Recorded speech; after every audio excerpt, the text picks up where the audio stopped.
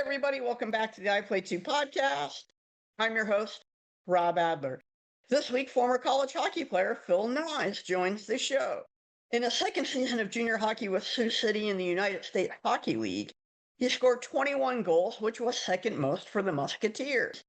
In college, while playing at Miami University in Ohio, Phil led all Miami freshmen in goals with 11, played in 126 games over 4 seasons, and as a senior was named team captain and also won the Barry Family Outstanding Senior Award.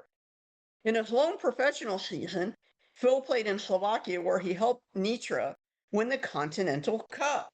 His brother, Matthew Knies, scored 29 goals in 2024-2025 with the Toronto Maple Leafs and was a finalist for the Hobey Baker Award as a senior with the University of Minnesota. Phil, welcome to the show. Thank you very much for having me. I know we were playing tag for a little bit, trying to figure out a time and date that worked, but I'm happy we're able to connect and materialize this. No problem. Thank you for being here. You got any holiday plans for the upcoming holiday season? I have my parents coming to town for Thanksgiving, actually, and I think we're going to go spend the Christmas holiday up in Toronto, and I have some plans to go see my girlfriend who's back in Boston, so I'm going to catch myself all over the place, but it makes it fun having people in different areas and an excuse to kind of get out and change your scenery every now and then. With your parents coming to visit, and I know they're originally from Slovakia, how much of a tradition is Thanksgiving for you? I think it's more of an adopted tradition.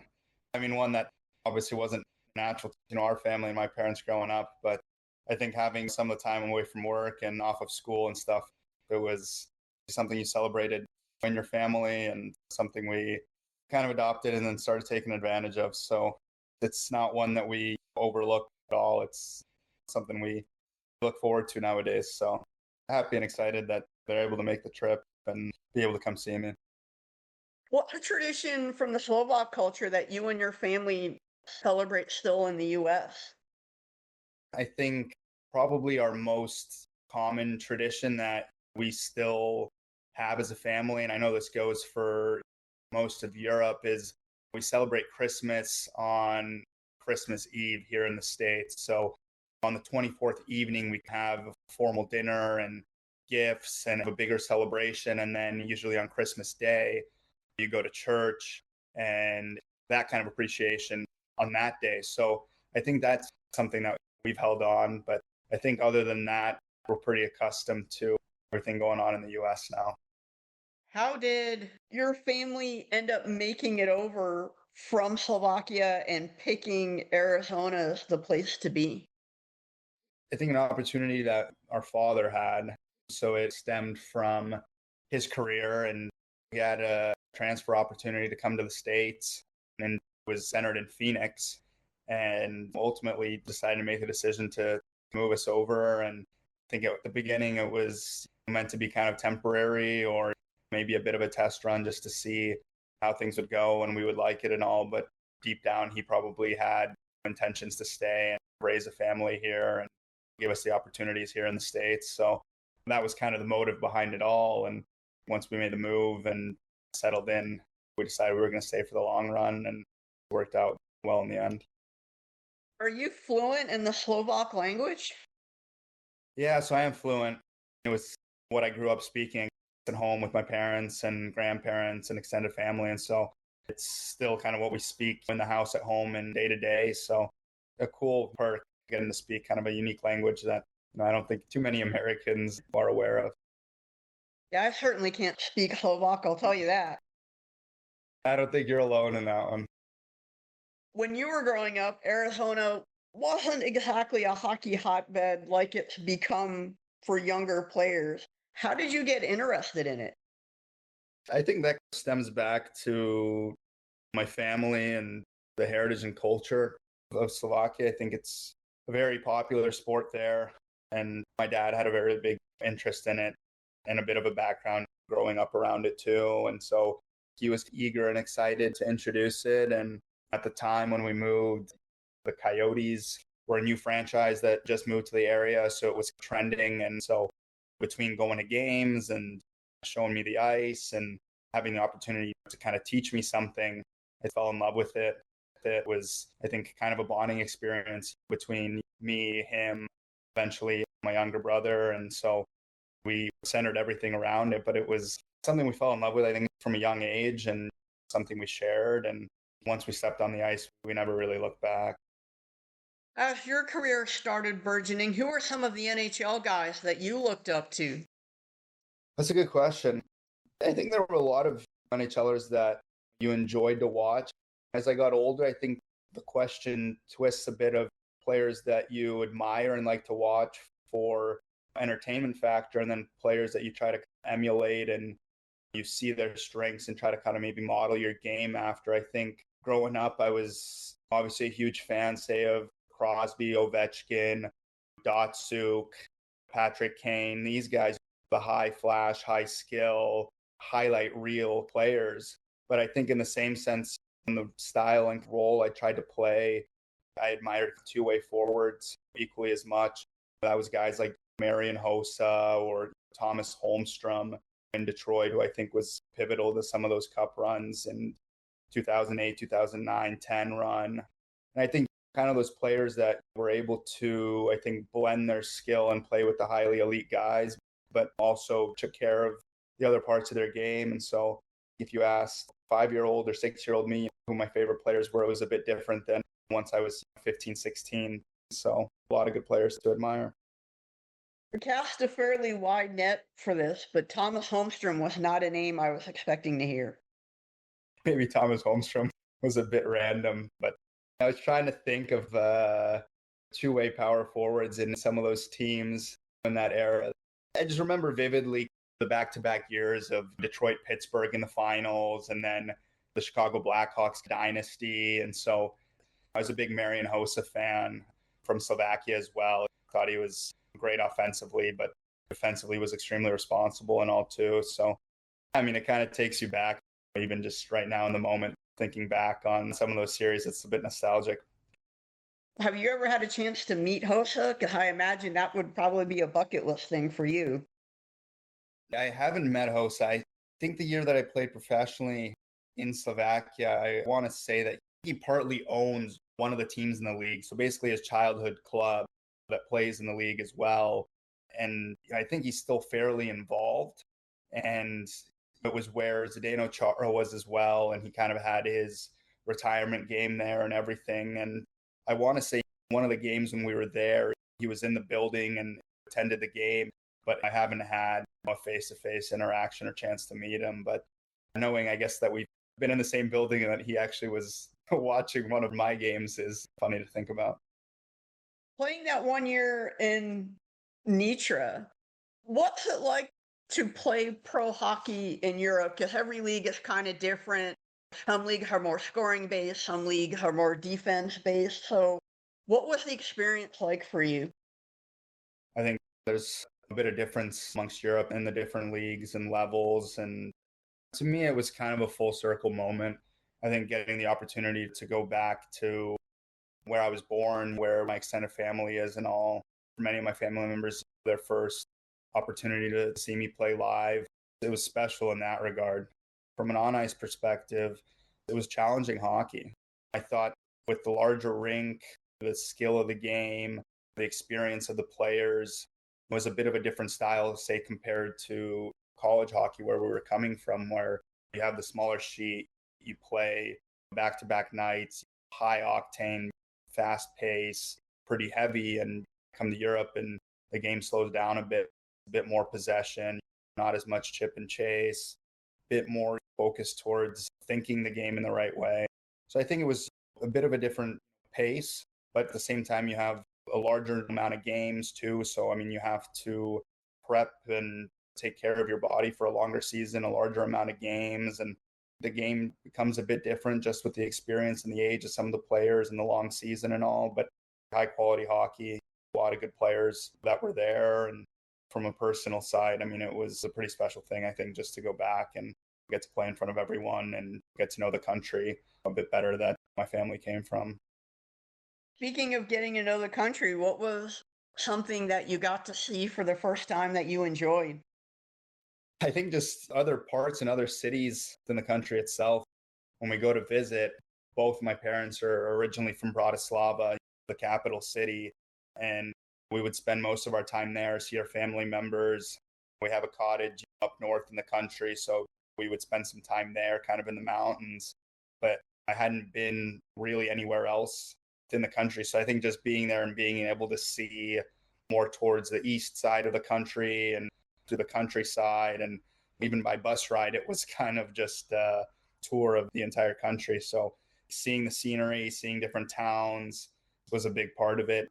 And I think too, you get to understand and know the country a bit better when you're there for a longer period of time. Usually when we go, it's a couple weeks at a time. And so you get a bit of a taste, but kind of immersing yourself into the life and the culture there for a 7-8 month season, you get to understand the culture a bit more and develop more relationships with some of the people there and make friendships and build relationships outside of your family and stuff too. So I think I just was able to see it from a different lens and live it a bit longer and truly get a feel for it. So I think that was the biggest thing. Were you considered a national as opposed to what's called an import because you were born there? So I was a national, yeah. We hold dual citizenship there, so I still have both of my passports. I wasn't eligible for any international play. I think the IHF has some rules of playing. I think it's 2 years within the country before you'd be eligible, even if you have citizenship. But for the league rules and stuff, I wasn't counted as an import. Going back to Arizona for a minute, when was the first time you thought this hockey thing really is for me? Maybe I ought to make a go of it a little bit further and try to get a scholarship from it.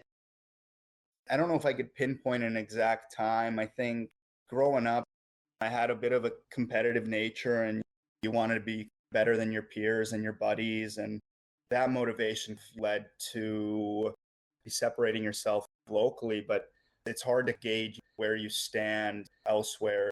You'd go to tournaments and sometimes see these, say, super teams from Detroit, Chicago, out east, sometimes international teams. And it was always kind of in your mind that there's so many players in the world. Like, it is hard to break through that competitive barrier just from amount of players standpoint. But maybe in your mid-teens, once you're playing in more tournaments, traveling around the country a bit more, and they start to pull players into the higher categories and seeing yourself still be competitive and amongst the better players, I think it starts to translate in your mind that you do have a skill for it and there might be something there. So at a young age, it was more just trying to be better than your buddies. You're playing for the love of the game. And, as you get a bit older, you start to learn kind of what's out there in junior hockey, college hockey, and I think learn about some of those avenues and what's available. You start to compare yourself a bit more to players that you grew up with playing against, but players from other states, other cities, other teams, and so forth. And if you find yourself in the conversation, you're kind of on your way. Being as Auston Matthews is also from Arizona, did you ever get a chance to play either with him or against him in any of those tournaments? We were part of the same youth organization in Arizona for a few years. So he was a birth year above. Occasionally, we'd have joint practices, and if they ever needed players, sometimes they would bring up players from, say, your age category and so forth. So we had some crossover there. We were kind of buddies then. We went to the same skating coach in the summers. That was kind of where you get to know people in a bit of a different way. You spend kind of more time in the locker room. You're there for several hours. So I got to know him then. I mean, there isn't too many highly competitive hockey teams in Arizona at the time growing up. So more or less you're buddies with kids a year or two above and below your age group, and you all kind of get to know each other and be friends and whatnot. So it's a cool thing to kind of get to know him then and admire his talent even at a young age, and to see now what it's transpired to is obviously pretty special. Just how good was he at, let's say, 14 or 15? I think it was pretty apparent then that it was a really big talent. In our kind of snow globe there in Arizona, you could tell he was far beyond the skill and just the overall output of anybody else there. But you never truly knew how it compared to kids elsewhere. And so at the time, you looked up to him a ton. And I think having gone through it and seen players come from different places and seeing what type of skill and the type of hockey player it takes to compete at the next level. I think having an understanding of how that looks now, I think you would be able to go back and you'd tell right away that this is someone that's destined to make it to the National Hockey League. I think at the time as kids, you're a bit more blind to that. You're a bit more naive. You're kind of, wow, this player's so good. Try to study him, you try to watch him. But I think at that age, you still can't fathom that someone from Arizona or someone around you could make it to the NHL. Like, it seems kind of larger than life. So I think as we got older, the more you learn and the more players you saw from elsewhere, and you're able to kind of size it up. So it makes total sense that he's had the success he has now. Being back in Arizona, it was for sure talent. You were able to see it, but it was hard to tell kind of where it was all going to go. And so seeing it all come to fruition is pretty cool. I know you moved away from home pretty young, initially to go play with the Colorado Thunderbirds.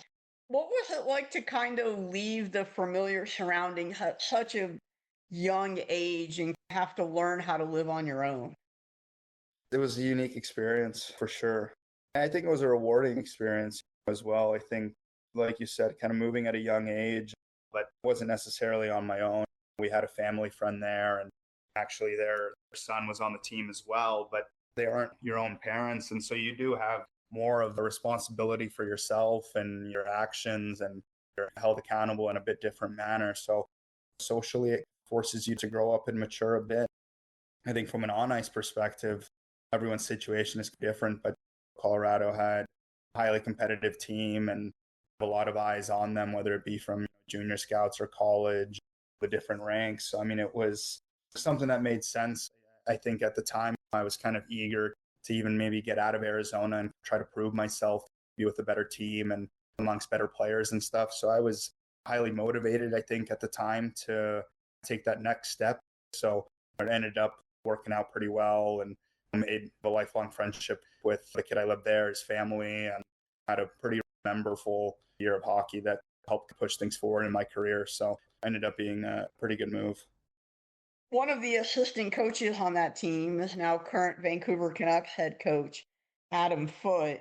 What was a piece of advice, be it on the ice or off the ice, that helped you in your career? Having Adam around that year was a huge advantage. At the time, Adam was doing player and kind of coach's advisory to the Avalanche in the NHL, and in his spare time kind of on the side, he was coming to our practices and games and served as an assistant coach for us. And with him being an assistant, Adam was able to come bring a different perspective to us, more of something individual, more personal. But I think just seeing his demeanor, the way he gave advice, the way he was on the ice with us, you could recognize someone that's been around hockey for a long time. He understands how hockey works. He knew when to push a button on you or when to give you maybe the soft shoulder. Like, he had a really good feel, I think, for a lot of the players. He had a good feel, I think, for personalities, and obviously just a really unique and great hockey mind, to no surprise, given his NHL and international career, obviously, and he had a wealth of knowledge. So listening to his little bits from the hockey side helped a lot. And I think it was just the maturity piece, seeing someone who gives advice at the NHL level and him coming to give it to midget players. It was like kind of an acceleration of the coaching you were going to receive at the next level and so forth. And I don't know if I had a coach of that caliber for the rest of my career. It was kind of unique and pretty special to have that at a young age. Not so much from a hockey side, but I would say from a life, and now that you're in the professional world, that side as well. It sounds like he also gave you a little bit of advice to help you in that realm as well. He teaches you a sense of composure, maturity.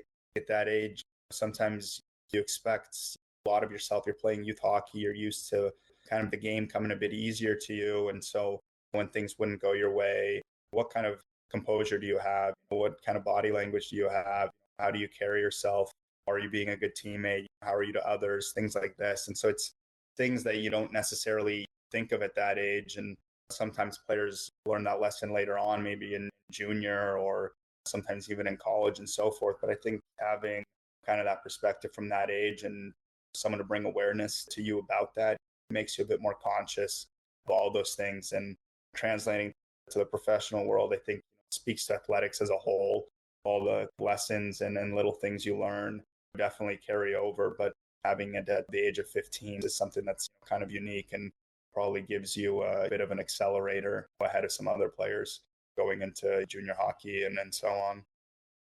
Speaking of junior hockey, you got drafted by Sioux City. What is Sioux City like as a place to go live? Because it's one of the places I actually haven't been to. Sioux City was great. The whole model of the USHL and it being kind of in these communities throughout the Midwest, in these mid-sized towns where maybe there aren't professional sports or big markets for large sports teams, I think it's the perfect setup. There was great support from the community, a lot of positive influences from the team giving back to the community as well, a great billet setup. A lot of the families there have been doing it for a long time and are still involved. The entire operation they set up there, just from a life and hockey standpoint, is pretty elite. And I thoroughly enjoyed my time there. Really fun couple years, both with the family I lived with and on the ice as well. The second year, a fun and rewarding season. And so I look back really fondly on those years there and definitely miss those days. I was listening to an old interview you did, and you live with two other teammates in the same house. That has to be one crazy billet family to have three teenage hockey players in the same place. My first year, I lived with a pair of brothers, the younger one of which who actually went on to play in Toronto as well and was there with my brother for a while. He's in Boston, Alex Steves. Then the next year, they brought two more guys in. And so both years, there was three of us at the house, and they had two young boys in the family as well. So it was chaos in that house for sure. But I think that kind of makes the fun and help makes the whole experience. It was a good time, to say the least. In your second year, you played with fellow Slovak Christian Pospisil. Were you able to kind of help him out in terms of learning English and things like that? I think there was bits and times that definitely helped. He came over from the Quebec League, and he was a highly, highly talented player. And it was the first time in my career, too, playing with the fellow Slovaks. So it was fun to even speak our own language a bit in the locker room and chat about things. So that was a fun, unique thing. But helping him just assimilate in the locker room, get to know guys a bit. If he ever had a hard time speaking his mind or trying to talk through things, I think helping get the right message across, whether it was to staff or other guys and so forth. But he had such a great personality. I mean, he was such a good character that was never really an issue. But I think it helped just for him to have a supporting cast. Sometimes when he wanted to talk more personal things or bring up certain things a bit closer to home to him, it was helpful that I was kind of there for him. Both of us could kind of lean on each other, I think, a bit. Do you still keep in contact with him? Because I think he's playing over in the Czech League. He is in the Czech League. I saw him that year when I was over in Slovakia. So, I mean, bits and pieces here and there. I think birthdays, and he was part of the last Olympic team, actually, when my brother was there and they played against each other. And Slovakia prevailed, and Slovakia won bronze that year, which was obviously a huge accomplishment. So we spoke a bit then about how cool kind of that is. And on the right occasions, we definitely do still chat. And I think it's a relationship that probably doesn't break. Your second season was an excellent one at Sioux City. So I'm curious, what was the recruiting process like for you, and how did you end up at Miami in Ohio? I think the process actually stemmed a few years back, but it all started that Colorado year. So I spoke to kind of a handful of schools throughout the course of that year. And then when our season ended, I think late spring, early summer, I went and toured a few schools. Choosing schools, part of it was reciprocating the interest that they had in you and the confidence and I guess the overall desire I felt. That was a big part of the process. You want to go somewhere where you definitely feel wanted and have a relationship with the staff. Then a school that has kind of a hockey pedigree and a winning culture and was able to offer good academics as well played into the decision. So I think looking for a blend of all that, and you see what fits the best. And went and visited a handful of schools, but ultimately felt at the time a strong personal relationship to the coaching staff at Miami. At the time, they were coming off some successful seasons, making the tournament, winning a conference championship in the NCHC, and academically, the school was strong as well. So I felt it offered the best of all worlds and was just kind of the right setup for me. And I decided to go forward with that in the summer before getting to Sioux City. And I think during my time at Sioux City, I don't think I ever wavered with Miami, but everyone's development path and curve might be a bit different. And there was at times where I considered maybe staying an extra year in Sioux City and playing junior hockey again, just to refine my skills and mature a bit more and kind of have that confidence going into school, because obviously that's another big transition and you want that to be as seamless as possible. So there was some conversation of doing an extra year of junior hockey, but once I chose Miami, I don't think I ever looked back on that decision. Miami is a beautiful campus, by the way. I haven't been there in a long, long time, but that is one pretty place to go to school. It makes it all that more attractive. It's in a small college town, kind of has a bit of a snow globe feel. The population of the school is a good size. You don't feel completely lost, but it's large enough to where it has a larger university vibe.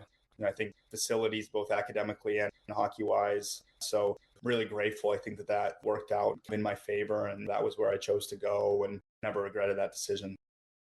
At Miami, you had a fairly decorated career, I would say. And as a freshman, you scored 11 goals, which for a freshman on any college hockey team, and I don't care where we're talking, that is quite an impressive feat.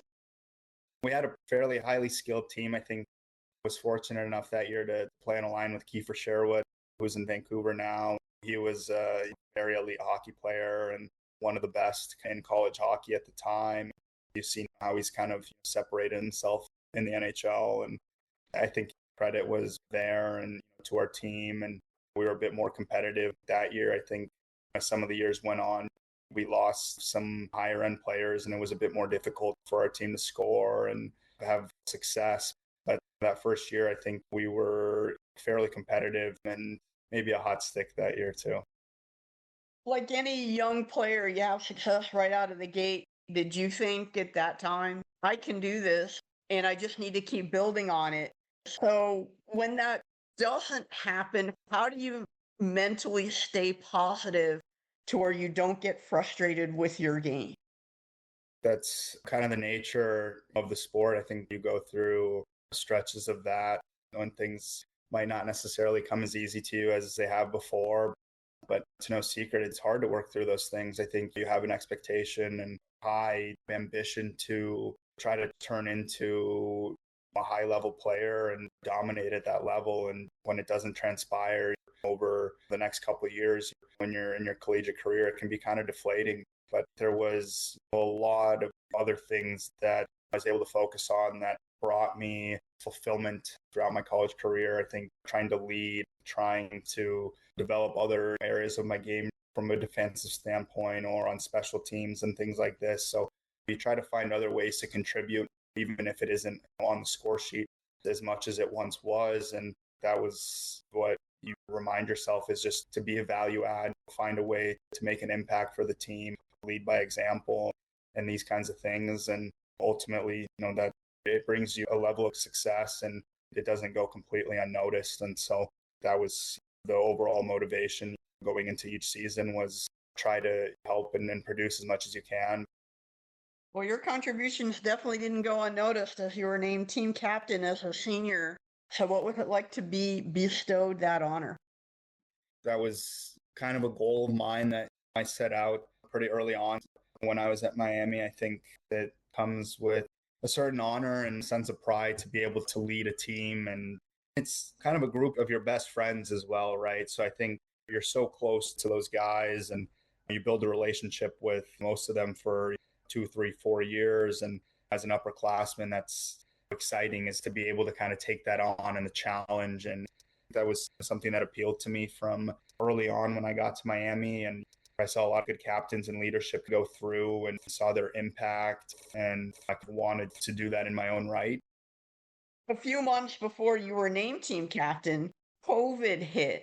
So how did that impact you, not just as a player, but in terms of how you trained, how you got home to go spend time with your family. How did that whole situation affect you? The whole pandemic scenario created a pretty unique time for everyone, but in the world of sports, completely unprecedented. Ultimately, what it led to was a lot of things that I don't think anyone had seen before and probably won't ever be repeated. I think at the beginning, you're setting your home where you kind of spent most of the time as things were a bit unknown. And so my brother and I went back to Phoenix. We were back in Arizona and we spent the entire summer there. And it was being creative as far as training and workouts. You do some things at home or in your garage, in the backyard. And then as things started lifting a bit and ice rinks open, you try to go and find ice and things like this. So everyone kind of went through the same struggle that summer, finding ways to train and keep yourself in it. The biggest change was just going back to school and being in a college setting and trying to play given the circumstances. And what ended up happening in our league was they basically created, similar to what the NHL did with the bubble. Basically, all the teams from our league in the NCHC went to Omaha and they rented out a couple of the hotels. It was across the street from the rink. And you would walk to the rink, you would practice or play, you would get tested there, you'd come back to the hotel, you'd have meals. Each team kind of had a conference room and we would do our schoolwork there. We would have meals, you would spend time in your room and you'd kind of go back and forth between the hotel and the rink. And we did that for about 3 weeks and played 10 games. You would play every other day and in between you'd do schoolwork and these sorts of things. And after that, we went home for Christmas break. And then the second half of the year, you saw more of what elsewhere was going on in the country where maybe you would play at the other schools' venues or at home, but you would play without fans and so forth. So I think that was similar to other sports and leagues in the country. But in the beginning, that I thought was something super unique just to the NCHC and maybe collegiate hockey was we played in this bubble. And so that was kind of a unique thing, I guess, to say you got to do and experience. So looking back, a lot of gratitude that we were able to play at all. A fellow guest on my show, Chase Primo, also played in that bubble. And so I'm curious, what's it like to play in front of no fans? Is there a difference in terms of the way you play? Can you hear your teammates better? You hear the sounds of the game a bit more. It is just a bit awkward, I think. There in Omaha, one of the biggest issues was they had black seats. And so when the puck would go in the air, you would always lose it in the stands. That was the hardest aspect of it all. But I don't think you necessarily noticed it as much as you think. I mean, it is a bit strange to kind of look up and look around and anyone there, or maybe you hear sights and sounds across the ice that you wouldn't catch in a regular game. But besides just kind of an unfamiliarity, I don't think that had too big of an impact. But it made every site a bit more neutral. Maybe there wasn't as much of a home advantage without having fans there. But you were just so happy and glad you were able to play at all and so motivated and eager that it didn't really matter if the arena was full or not. You can definitely make do. Going back to over that spring and summer when you were back home, you hadn't lived with your brother in a while. So what was it like just to be able to do that? And what are some of your favorite memories of getting the time to spend with him?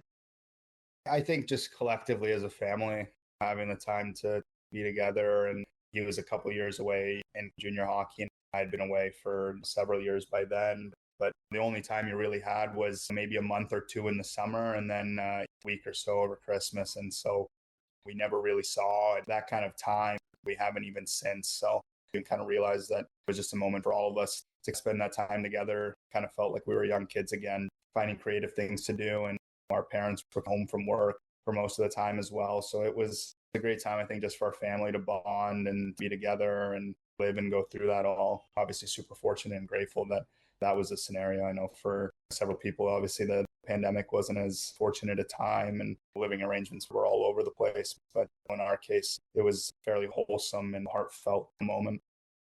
Did you get spoiled once again with mom's home cooking? Yeah, exactly. Something like that.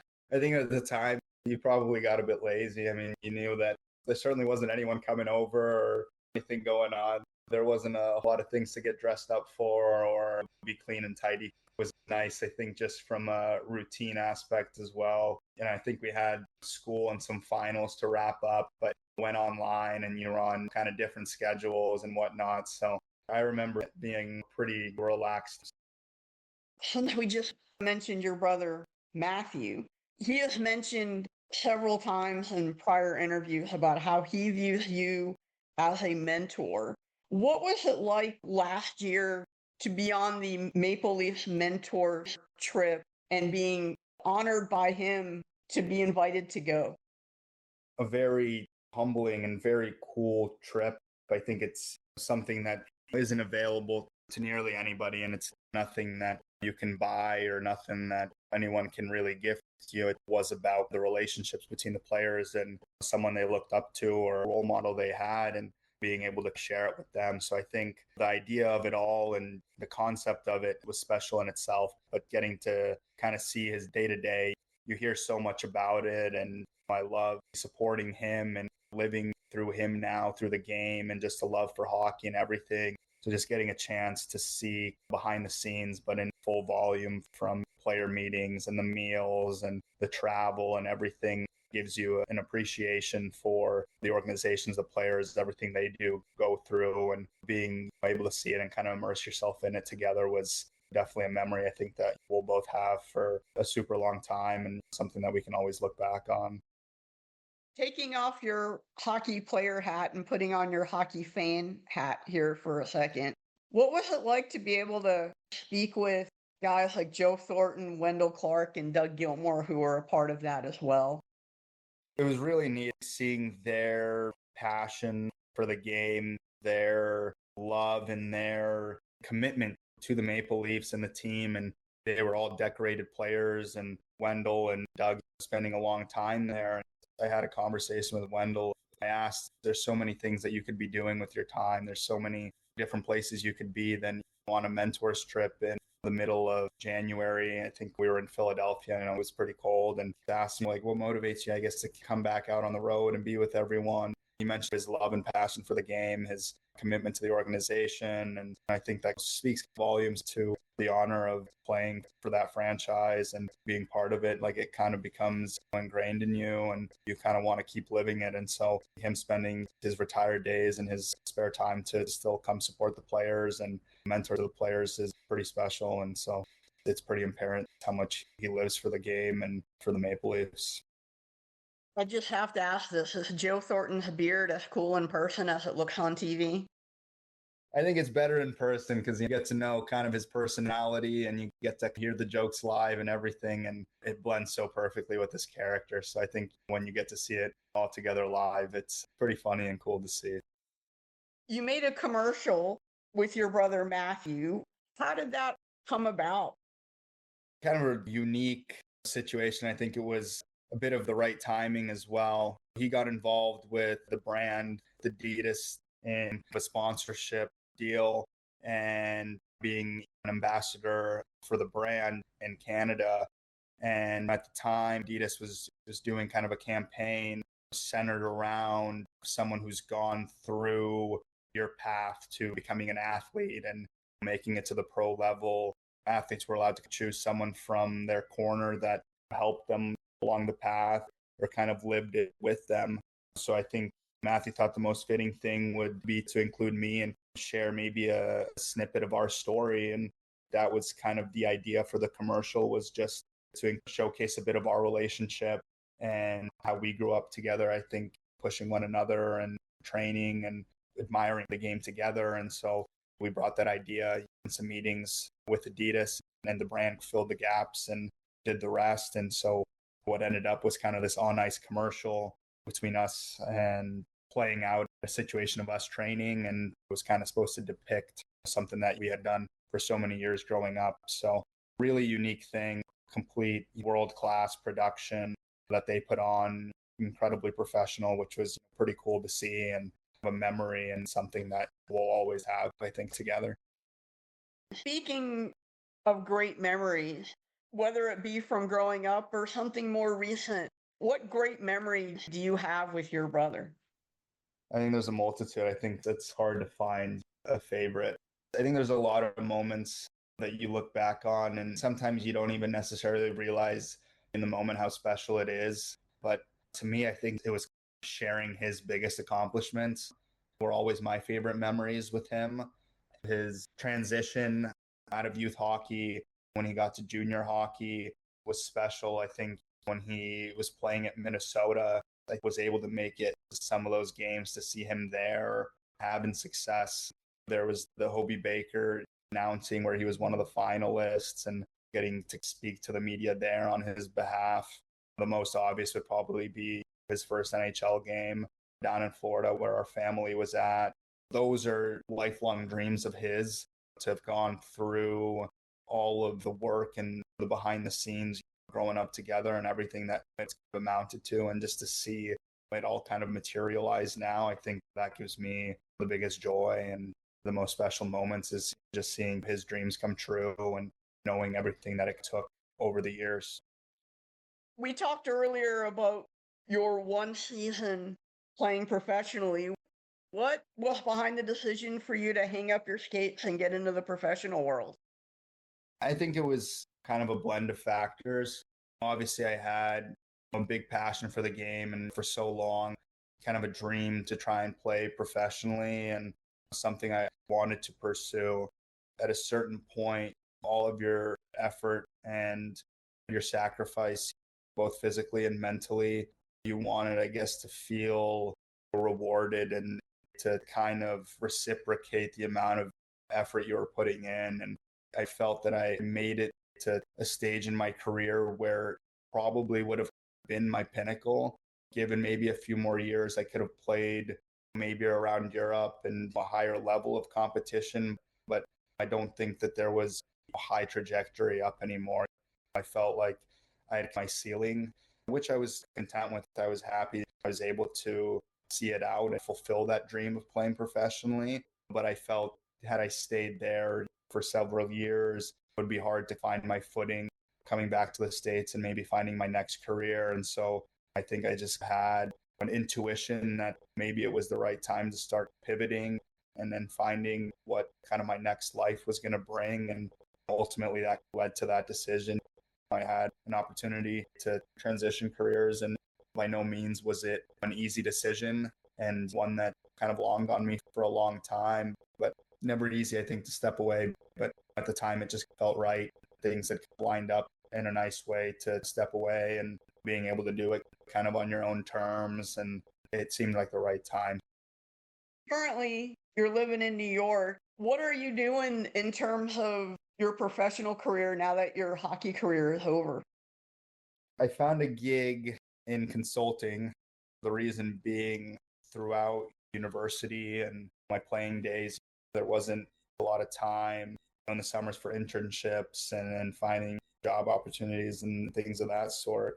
Everything was dedicated towards the game. And so when I was pivoting away from hockey, I was trying to find something that kind of had an accelerated learning curve, something that had maybe a few projects built into one, maybe multiple clients. And so consulting appealed to me in that sense. It seemed like a strong learning curve and getting to try out a few different things. And that's kind of been the case. So I've started the role in Boston on a couple of projects, and it's kind of been a good early career pivot, but still trying to find kind of my footing and what I want to do, I think, longer term. But for the time being, I think it's served its purpose in the first 2-3 years. A lot of consultants tend to travel a lot. Is that something that you do in your role as well? Yeah, definitely the case. I was actually able to live in France for about 7 months on a project there, which was a really neat experience. And when that wrapped up, made the change here to New York. So it's kind of been bounced around, not only in the country, but internationally as well. So to me, I kind of find it as a perk getting to live in different cities, get to know different areas. And honestly, it doesn't feel all that different from a hockey season when you're somewhere for 7-8 months and come back to a new place. So I haven't found any issue with it, and think it's been kind of a cool life experience at that. Was there any kind of language barrier for you in France, or did you already know how to speak French? I did not know French. I wish I knew French because at the time the language barrier was maybe a bit greater than you expected, not from a work standpoint, but I think in just day-to-day living was sometimes a bit difficult, but you get around, everything kind of finds its way. So it wasn't a huge issue. When you look down the road, let's say around age 40, where do you hope to be? I wish I had a good answer for you. If I knew, I would love to tell you. I tell people this when the conversation comes up. I find it kind of funny because I felt like from the age of 14 or 15, I kind of knew what the next 7, 8, 10 years of my life looked like.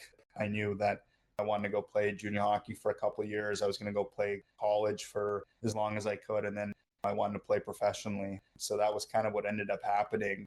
And when all that ended, I got myself like, okay, well, now what? Which I think is pretty common and typical to any athlete coming out of their sport. But to answer your question, I don't quite know. I think trying to figure out where your passion lies, where your skills best align, where your background suits you in a professional career. I think it's things I'm trying to juggle and figure out. I still have a burning passion for the game. I wouldn't be surprised at all if I got back involved in hockey, and maybe not necessarily from on ice standpoint, but maybe from the business side of things, maybe in a back office role. It would be interesting just to blend academically what I've done and some of my experience to now and combine it with a passion for hockey. So that's kind of intriguing and has some interest to me, but still in that time of exploring what I totally want to do and what suits me best. In this time of analytics being so dominant in sports, could you see yourself as being one of the people in a front office who can take the number side and explain it to the players in a way that they could understand? It might be a bit outside of my realm, to be completely honest. I think the metrics and the statistics and everything make sense, and I'm able to decipher them, but building out a lot of those things and tracking those is obviously pretty challenging. And I think the people that do that obviously have a wealth of knowledge in that space. So I don't think it's necessarily to my side, but I think more along the lines of brand strategy, growing the game in a certain market, fan engagement, sponsorship marketing, company branding, global initiatives, maybe trying to do something with the league, with international strategy and things like that, growing in emerging markets, having an international background. I think things in that space might suit a bit better. Gonna put you on the spot here with fan engagement. If you were back in Arizona, how would you go about making sure fans stay engaged considering the team recently left to go to Utah? Fan engagement currently obviously has taken a hit with the move to Utah. I think visibility is the biggest thing. To me, I think for young players and the youth to be able to see it, you're able to picture yourself there, you're able to visualize what exists. When the Coyotes were there, one of the biggest things to why you're seeing players come out of Arizona in higher ranks, whether it be in the NHL or in college and so forth, players were able to see themselves there. It was something tangible and in front of them, and making viewership more accessible. I think I would be pumping the TV markets of all the games in Vegas or in Utah and on the West Coast. I think there's still certain areas that have the blackouts, teams in Arizona that aren't able to follow the closer markets. And I think that's a big loss.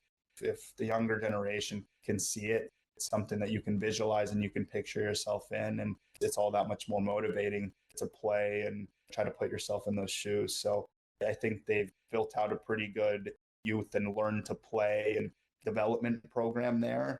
So I think the access to ice and playing was better than it ever was before. But I still think visibility is the biggest key to all of it. Speaking of visibility and the fact that you have a personal connection to two players in Toronto, what's that like? I think that having two players from the Arizona market in Toronto, the center of the hockey universe, especially nights where they play on the same line, which they've become a prominent duo, it's still pretty surreal to hear in the starting lineup back to back from Phoenix, Arizona and from Scottsdale, Arizona, in a building of 20,000 people and Canadian flags everywhere. And it's pretty cool just to hear and see that. I mean, it's something that you never could have pictured or dreamt of when you were younger. And to see that exist now in that market is pretty cool. So I think that's a pinch me moment every time I get to make it to a game and I see and hear that. Phil, I want to thank you so much for joining the I Play Too podcast today. I loved hearing about your time at Miami of Ohio, hearing about you growing up in Arizona, your connections with Auston Matthews, your stories with your brother. The commercial was fantastic.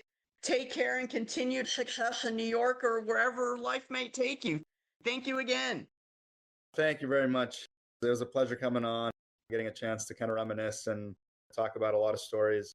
It's always special to look back. So thank you for taking me back and having me on, and wish you all the best as well. Thanks again.